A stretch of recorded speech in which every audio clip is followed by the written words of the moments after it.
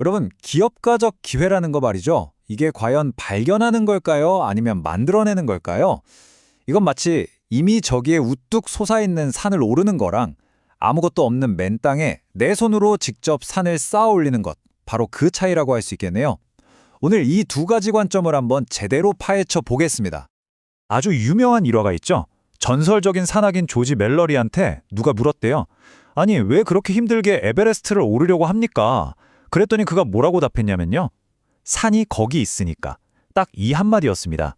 사실 많은 사람들이 기업가적 기회를 바로 이렇게 봐요. 이미 저기 어딘가에 존재하고 내가 가서 정복해야 할 어떤 대상처럼 말이죠. 자, 그런데 여기서 한번 생각을 확 비틀어 보는 거예요. 만약에 기회라는 게 그렇게 누군가 올라주길 기다리는 산 같은 게 아니라면 어떨까요? 우리가 직접 만들고 쌓아 올리는 그런 산이라면요? 네, 바로 이게 오늘 우리가 탐험해 볼 두 갈래길입니다. 산악등반가의 길이냐 아니면 산 건설자의 길이냐. 이 둘의 핵심적인 차이를 지금부터 알아보겠습니다. 자, 그럼 첫 번째 길부터 한번 따라가 보죠. 바로 발견의 길, 등반가의 길입니다. 이걸 이론적으로는 발견 이론이라고 하는데요. 말 그대로 이미 존재하는 지형을 탐험하는 산악 등반가의 여정을 생각하시면 딱 맞습니다. 이 관점에서 보면요, 기회는 정말 딱 에베레스트 산 같아요. 누가 발견을 했든 못했든 그냥 그 자체로 거기 있는 거예요. 뭐 기술이 갑자기 발전한다거나 사회 트렌드가 확 바뀐다거나 하는 외부적인 충격이 이런 기회들을 만들어내는 거죠. 그리고 아주 예리하고 눈치 빠른 기업가가 그걸 남들보다 먼저 탁 하고 포착하는 거고요. 이 발견 이론은요, 사실 세 가지 아주 중요한 가정 위에 서 있어요. 첫 번째, 산이 등반가랑 상관없이 그냥 존재하잖아요. 그것처럼 기회도 기업가라는 무관하게 세상에 객관적으로 존재한다는 거예요. 두 번째는 그렇다고 아무나 그 기회를 볼 수 있는 건 아니라는 거죠. 남들보다 더 예리한 감각, 그러니까 정보를 포착하는 특별한 기민함을 가진 사람만이 그 기회를 발견할 수 있다는 겁니다. 그리고 마지막 세 번째, 이들이 마주하는 상황은 리스크라는 거예요. 이 길이 안전할 확률, 저 길이 위험할 확률, 이런 것들을 어느 정도 계산할 수 있는 그런 환경이라는 거죠. 여기서 리스크랑 불확실성, 이 두 단어의 차이를 확실히 짚고 넘어가야 돼요. 이게 되게 중요하거든요. 자, 리스크는 주사위 던지기 같은 거예요. 1이 나올지 6이 나올지는 모르지만 뭐가 나올 수 있는지, 그리고 각각의 확률이 6분의 1이라는 건 우리가 다 알잖아요. 등반가가 바로 이런 세계에서 움직이는 사람입니다. 이쪽 루트는 낙석 위험이 몇 %, 저쪽은 안전할 확률이 몇 %, 이렇게 계산해서 최적의 길을 찾는 거죠. 자, 그럼 이제 완전히 다른 세상으로 가볼까요? 두 번째 길, 창조의 길입니다. 이건 산을 오르는 게 아니라 말 그대로 한 줌의 흙과 돌로 시작해서 아예 새로운 산을 쌓아 올리는 산건설자의 이야기예요. 이 건설자의 세계에서는요, 기업가가 길을 찾는 사람이 아니에요. 그냥 한 걸음을 딱 내디뎌서 그 발자국으로 길을 만들어내는 사람이죠. 기회라는 게 저 멀리 있는 게 아니라 바로 그 행동, 그 발걸음 하나하나를 통해 비로소 생겨나는 겁니다.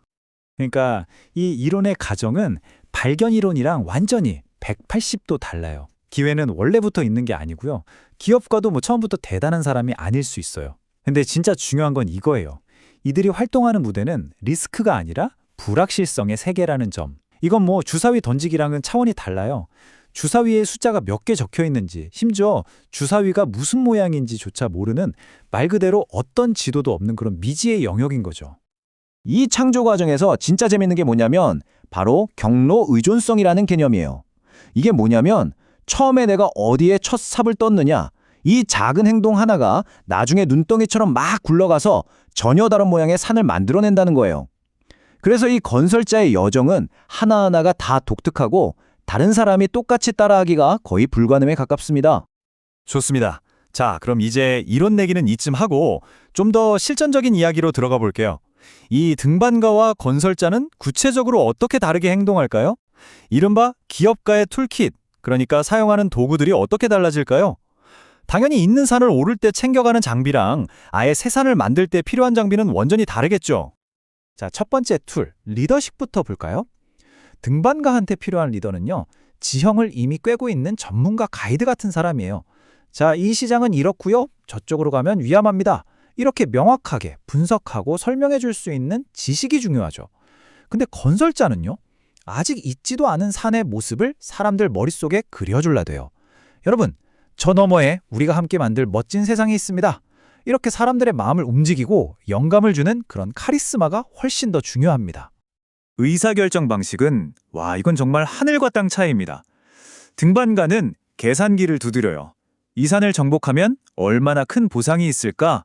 이걸 따지면서 기회비용을 계산하죠. 하지만 지도가 없는 건설자는 질문 자체가 달라요. 좋아, 일단 한 걸음 내디뎌 보자. 근데 만약에 넘어져도 내가 딱 요만큼만 이룰 수 있으면 괜찮아. 이게 바로 감당 가능한 손실의 원칙입니다. 예측 불가능한 미래의 이익을 쫓기보다는 지금 당장 내가 통제할 수 있는 손실의 크기에 집중하는 거죠. 침을 꼬리는 것도 마찬가지예요. 등반가는 딱 정해진 역할이 있어요. 로프 전문가 구합니다. 암벽 등반 경험자 모십니다. 이렇게요. 근데 건설자는요, 앞으로 어떤 절벽을 만나고 어떤 강을 건널지 아무도 모르잖아요. 그래서 스위스 군용칼처럼 이것저것 다 잘하는 다재다능한 사람을 찾아요.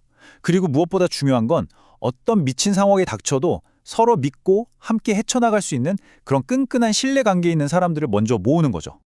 그럼 전력은요? 등반가는 아주 상세한 지도를 손에 쥐고 출발합니다. 사업계획서가 거의 그대로 따라야 하는 완벽한 처방전 같은 거예요. 반면에 건설자가 가진 건 뭘까요? 그냥 대략적인 북쪽만 가리키는 나침판 하나 정도예요. 그들에게 사업계획이란 건 그냥 하나의 가설일 뿐입니다. 계속 걸어가면서 부딪혀보고 이 길이 아니네 싶으면 바로바로 수정해야 하는 그런 거죠. 돈 문제, 즉 자금 조달에서도 이 차이가 아주 명확하게 보입니다. 등반가는 그럴듯한 사업 계획서, 몇 년치 재무 예측 모델 이런 걸 쫙 뽑아서 벤처 캐피털 같은 투자자들을 설득하러 가죠. 투자자 입장에서도 이게 마음이 편하거든요. 그런데 건설자는요? 보여줄 계획이 없잖아요. 대신 친구, 가족 혹은 자신을 믿어주는 소수의 사람들을 찾아가서 이렇게 말하는 거죠. 계획은 없지만 나를 믿어줘. 어떤 상황이든 헤쳐나갈게. 이건 계획에 투자하는 게 아니라 그 사람 자체에 베팅하는 거예요. 마케팅도 되게 재밌어요. 등반가는 시장 조사를 열심히 합니다. 그래서 고객들이 이런 걸 원하는데 아직 없구나 하는 빈틈을 찾아내서 거기에 딱 맞는 제품을 만들죠. 근데 건설자는요, 시장 조사를 믿지 않아요. 대신 시장 실험을 하죠. 일단 뭘 하나 툭 던져보는 거예요. 그리고 누가 거기에 반응하는지를 유심히 지켜보는 거죠. 오, 저런 사람들이 이걸 좋아하네? 그럼 그 사람들을 중심으로 아예 새로운 시장을 만들어버리는 겁니다. 자, 마지막으로 경쟁에서 이기는 방법, 즉 경쟁 우위를 어떻게 유지하느냐의 문제예요. 등반가에게 중요한 건 속도입니다. 남들보다 먼저 시장에 진입해서 특허 같은 걸로 높은 벽을 쌓아버리는 거죠. 따라오려면 넘어와봐, 이런 식이에요. 하지만 건설자의 가장 강력한 무기는 그 험난한 창조 과정을 거치면서 얻게 된 누구도 똑같이 겪을 수 없는 경험과 지식 그 자체입니다. 비유하자면 등반가의 경쟁력이 인공적으로 세운 벽이라면 건설자의 경쟁력은 몸에 새겨진 흉터 같은 거예요. 벽은 언젠가 누군가 넘어올 수 있지만 그 사람이 겪은 고통과 경험이 새겨진 흉터는 누구도 뺏어갈 수가 없잖아요. 자, 이제 이야기를 마무리할 시간입니다. 그럼 등반가가 좋은 걸까요? 건설자가 좋은 걸까요? 여기서 중요한 건 어느 한쪽이 무조건 더 낫다고 말하는 게 아니라는 겁니다. 핵심은 바로 맥락을 이해하는 거예요. 결국 진짜 효과적인 기업가 정신은 내가 지금 서 있는 땅이 어떤 곳인지를 정확하게 아는 것에서부터 시작해요. 그리고 그 땅에 맞는 도구를 꺼내 드는 거죠. 여러분이 지금 마주한 세상이 어느 정도 계산이 가능한 리스크의 세계인가요? 아니면 한치 앞도 내다볼 수 없는 불확실성의 세계인가요? 이걸 스스로에게 묻는 것이 모든 것의 시작입니다. 그래서 오늘 이 분석의 마지막 질문은 결국 여러분 자신에게 던져져야 합니다. 여러분은 이미 존재하는 산을 오르는 산악 등반가입니까? 아니면 세상에 없던 산을 직접 만드는 산 건설자입니까? 지금 하고 계신 일 혹은 앞으로 하고 싶은 일에 이 두 가지 관점을 한번 적용해 보시면 어떨까요?